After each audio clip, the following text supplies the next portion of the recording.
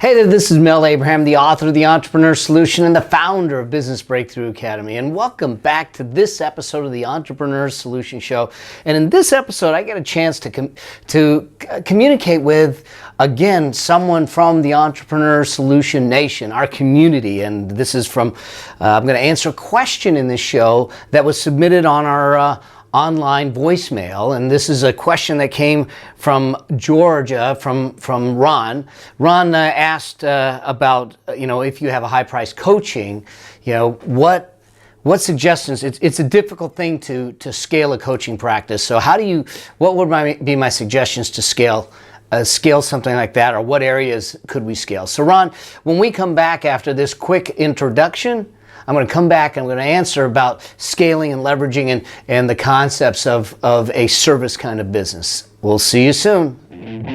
Welcome to the Entrepreneur Solution, where highly successful entrepreneur Mel Abraham becomes your entrepreneurial mentor. Here, Mel reveals his business building strategies and even gets a chance to answer your questions. Mel Abraham, a CPA by education, but an entrepreneur by exhilaration, and a true believer in the entrepreneurial way of life. It's through entrepreneurship that we create community, support society, and live our dreams. It's where possibility meets reality again, and you can have the life and lifestyle you want, one of freedom and peace of mind. Welcome to this episode of the Entrepreneur Solution, where it's time for you to be bold, dream big, and live life your way. All right, welcome back. This is Mel Abraham, the author of The Entrepreneur Solution and the founder of Business Breakthrough Academy, where we teach you how to design a business and create a life of financial freedom and peace of mind. Welcome back to this episode of the Entrepreneur Solution Show. And this is going to be cool because I get a chance to answer a question of a good friend of mine, Ron, who's out of Atlanta, Georgia. And Ron asks this question. Hey Mel, it's Ron Reardon with Fully Invested Dads. That's www.fullyyinvesteddads.com. And my question is, if you have a person has a high-end one-on-one coaching business, which normally coaching is not scalable, what recommendations do you have to scale what can be scaled? Thanks. It's a great question, Ron. This is one of the biggest challenges that service professionals, coaching professionals, mentoring professionals have is how do you scale? I mean, at some point, what do you do? And here's the challenge: is to realize that in coaching, in some sort of coaching type of mentoring type of situation, there's really four types of business models. You've got a time-based model, which is really swapping hours for dollars, and that's a really, really difficult model to scale. This is where I came from as a CPA. It's an hour swap. For every hour, they're paying me, and that, until I realized how antiquated that model is, you can't scale. All you can, because you have limited number of hours, and all you can do is keep increasing your billing rate, which I did, and it got really, really high. So there's a time-based model. There's a product-based model where you're creating products to do your coaching, and so it's independent of you. There's a hybrid-based model where you've got a combination of the two. And then there's a model that a lot of people forget about, and this is what I call the license-based model, where you're creating other coaches and certifications. So we're going to talk a little bit about that. But let's talk about the difference between scaling and leveraging, and what can be scaled in a coaching business and what maybe can't be scaled. When we talk about scaling in a coaching business, we're talking about scaling possibly the marketing. If what you're doing is going out and one-on-one, one-to-one trying to sell, that's a really difficult model to build, because one, you're selling one-to-one, but you're also having to do it one-to-one if that's the way you're doing it. Well, look, there's only 24 hours in the day. I haven't been able to cut it up or do anything else to get anything more than 24 hours in the day. I need to sleep, I need to eat, I need to be with my family, and my wife. And so I can't use all 24 hours a day, 7 days a week if I want to have a life. And so if I'm trying to sell and do at the same time, it's a challenge. So one of the things to consider is scaling the marketing system. The other is to create a system, a process, if you will, that will allow you to scale, because you put things in place that can operate without you. The other thing you can do is create duplication. So what I mean by duplication is typically product-based types of things. So those are the areas that I think you can scale per se. Now I look at scaling slightly different than what I call leveraging. And you may want to think about these differently. When I talk about scaling a business, I'm talking about everything grows. So usually what happens is that the business grows, the number of people grow, and the revenue grows, and everything grows. When I talk about leveraging, what I'm trying to do is get more out of what I have in place. And the greatest thing with a coaching business is the fact that you're dealing with intellectual property. It's the stuff between your ears. It's the experiences, the expertise, it's the perspective that you bring to the table. That is what is all the value. And if you can leverage the use of that intellectual property in a lot of different ways, that then, although the business doesn't grow in the sense of girth, it does grow in the sense of profitability and revenues, because you're leveraging it and using the intellectual property in multiple ways. So what can we leverage? We can leverage our time.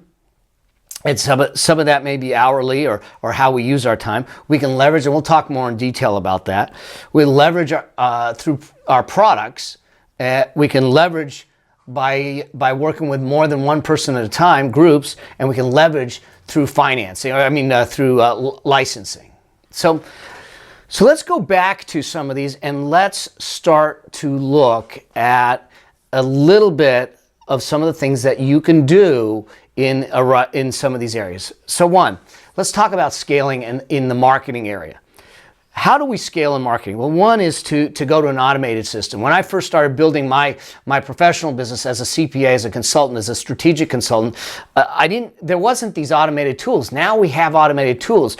So we can create an automated marketing process that is online, which I know, Ron, that you've got in place, but that allows you to in a sense, move a little bit away from the marketing part of it, so you can do the delivery and the creation. And so the key behind all of this is to be able to create it once and deliver it often. Create it once and deliver it often. But the delivery can be either personal or impersonal in the process of doing that. So now I want to automate my marketing process, which means that I want to have some funnels in place. I want to have automated funnels. I want to have entry points for clients and potential clients to come in, get value, get something out of it, and take something away from it in a way that we are giving value. This is what you do with a YouTube channel, with your podcasts, with your blogs. All of those things start to stack on top of each other to bring people in. So using automation, funnels, sequencing. So this is really creating a sequencing of your content, in a sense that I want to take my potential customer, and I want to take them by the hand, and I said, let's go on a journey. And we're going to take them on the journey. It's like the yellow brick road. We're going to go see the wizard. But at different parts of the journey, some of the people that are on the trip with you might just decide to step away and say, I've had enough. But those that want to stay with you will stay with you through the process. So one of the things that I would ask you to consider, or invite you to consider, is to think about your client path. Think about the journey you want to create for them, the experience you want to create for them that can create a connection, create a loyalty, and get them to say, I want to stay with you for a period of time. And it's that journey that creates the connection, that creates the commerce, if you will, in the long run. So what's the journey? What's the sequencing that would build on each other and allow them to stay with you through the process? The next is to scale your content.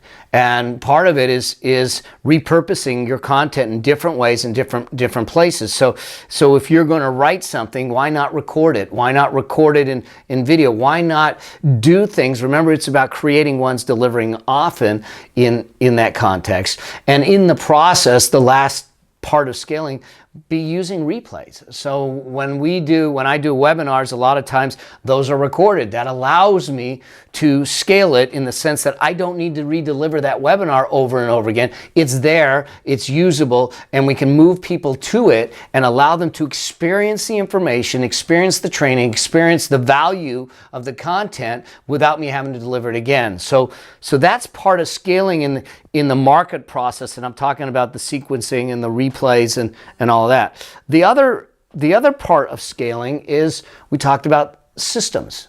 Well, do you have a formalized coaching process?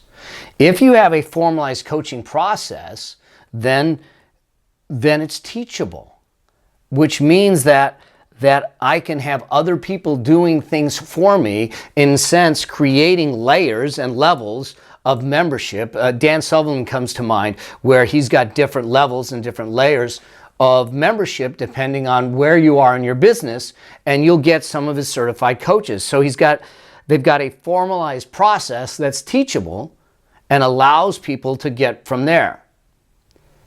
And in order for it to be teachable, it typically needs to be framework driven. And I know, Ron, you know me in frameworks, okay? It's about creating meaningful frameworks that are memorable, commercially viable, that are teachable, and that are valuable in there, that are built in layers. And it's something that I teach and I work with in my Thoughtpreneur Academy, which is a separate program that I do live. So it's about being framework driven, systems driven, and formalizing a process so you can transfer that knowledge and allow the system to deliver stuff without you in place. And then the last part of scaling is this concept of duplication.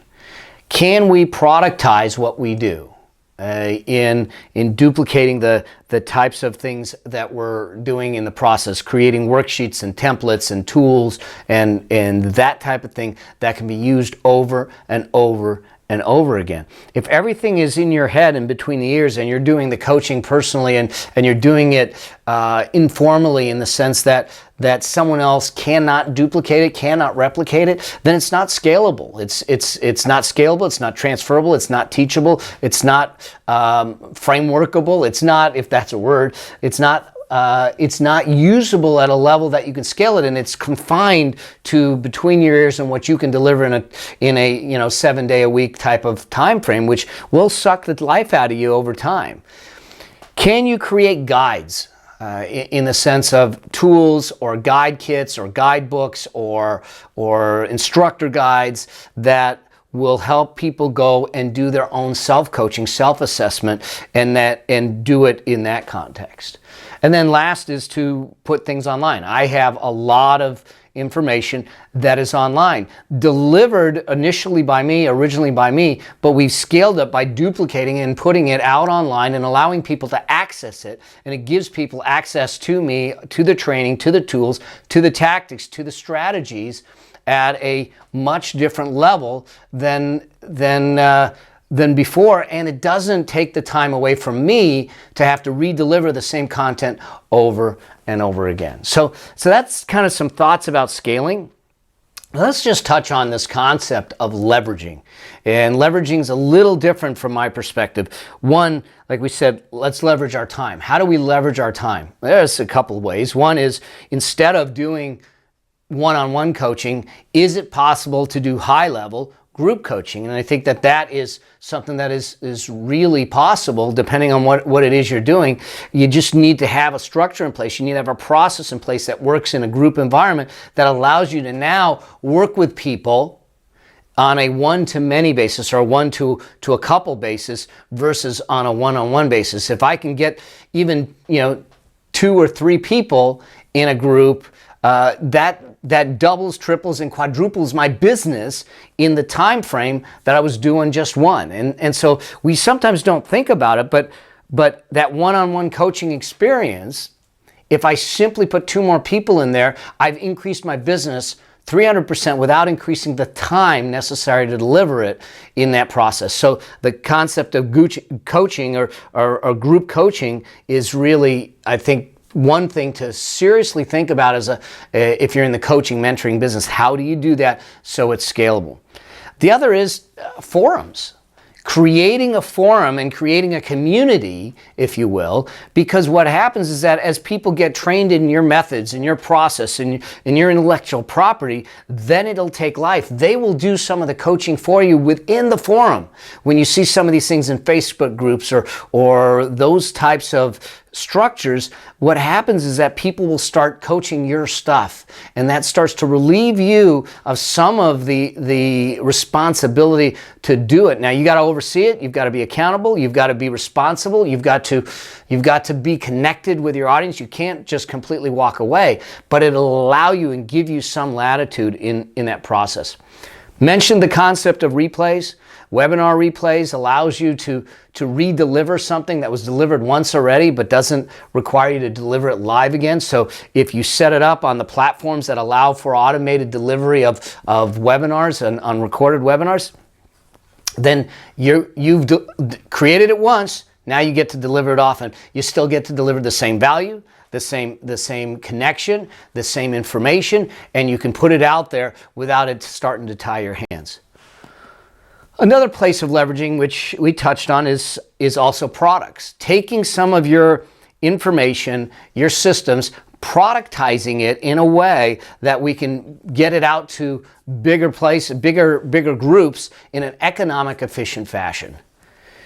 Then, a little different than group coaching, you can leverage by doing what I call big groups, seminars. So now I have 100 people in the room that I'm taking through a process. Now it may not be as intimate, which means it's probably not going to be as high priced as a one-on-one or one-on-few type of situation. But still, when I put 100 people in the room, taking them through a process, building, in my case, building their business, building their life around business, and creating that entrepreneurial experience that creates dreams, that allows me to give the information, give the tools at a much more leveraged level than I would if I was just sitting in a single boardroom working with one company per se. And then there's this concept of what I call licensing. And this is where you'll turn around and you will take what you know and you will package it. You will package it in a designation, in a certification, in a process that's teachable, that's memorable, that's valuable.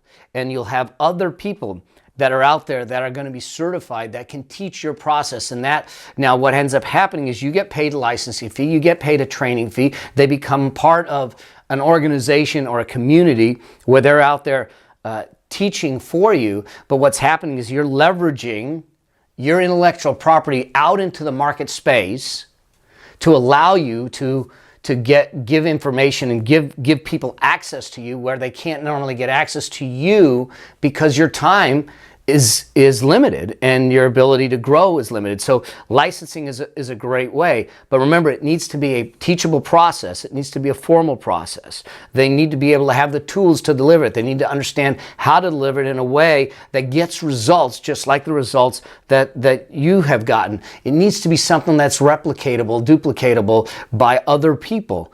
And it leverages your intellectual property, in effect, by duplicating you. So that's the way I would look at some of these things. Think about ways to scale and ways to leverage in this kind of environment. Don't get stuck in this concept that the only way to deliver coaching or the only way to deliver mentorship is one-on-one, because that becomes a set of handcuffs, because there's no one that's figured out how to get more hours in a day or more days in a week or more days in a year. So we're stuck with what we have. And so the question is, how effective, how efficient can you be with using your time? How do you scale it? How do you leverage it? And we've given you some suggestions, some things to consider. I hope that helps you, Ron. Again, if anyone else has any questions, please go to askmelnow.com and submit your question. You leave a voicemail just like Ron did. I'll be sure to get it on one of the upcoming episodes, and we'll make sure that we get it answered. Remember, I want to be your entrepreneurial mentor in your epic journey as we design your life. So I hope you found this of of service and help to you. If you did, make sure that you subscribe if you haven't subscribed, so you make sure that you get notified of every episode that comes out. And might as well share it with a friend. Let's give a friend the gift of possibility. Let's bring their dreams out of the darkness again. Let's give them the gift that entrepreneurship can give them. And if you want to get any of the takeaways, the show notes or anything for this show, go to melabraham.com/QA2. That's melabraham.com/QA2. And until we get a chance to see each other again in the next episode, may your vision be grand, your journey epic, and your legacy significant. See you soon. Keep rocking it out. Bye.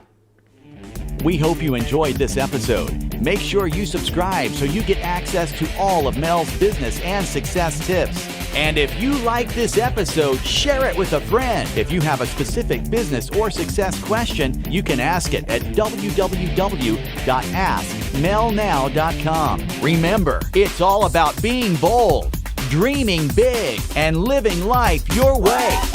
Because the world needs you. Until the next episode, may your vision be grand, your journey epic, and your legacy significant.